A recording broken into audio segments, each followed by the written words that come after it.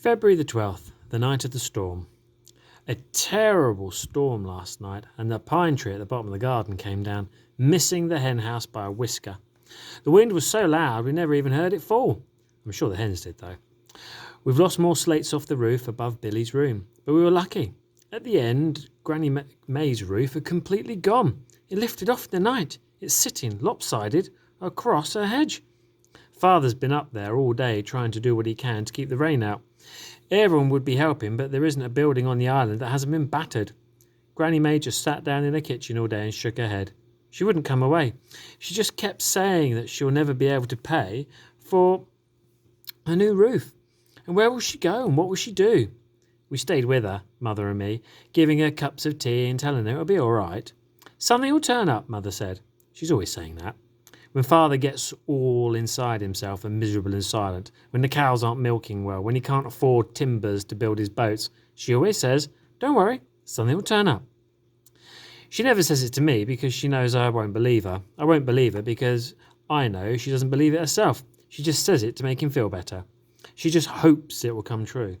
Still, it must have made Granny May feel better. She was her old self again this evening, talking away happily to herself.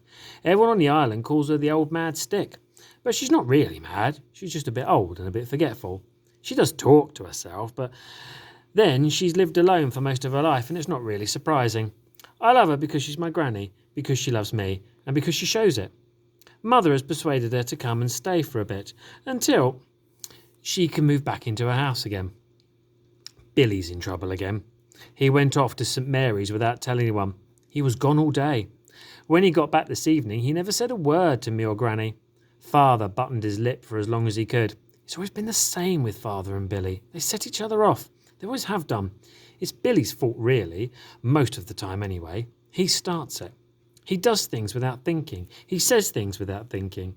And Father's like a squall. He seems calm and quiet one moment, and then I could feel it coming. He banged the table and shouted. Billy had no right going off like that, he said, when there was so much to be put right at Granny May's. Billy told him he could do what he pleased, and when he pleased, and he wasn't going to be anyone's slave.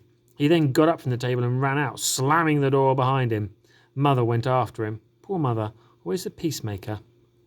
Father and Granny May had a good long talk about young folk today and how they don't know how lucky they are these days and how they don't know what hard work is all about. They're still at it downstairs. I went in to see Billy a few minutes ago. He's been crying, I can tell. He says he doesn't want to talk. He says he's thinking. He says, well, it makes a change, I suppose.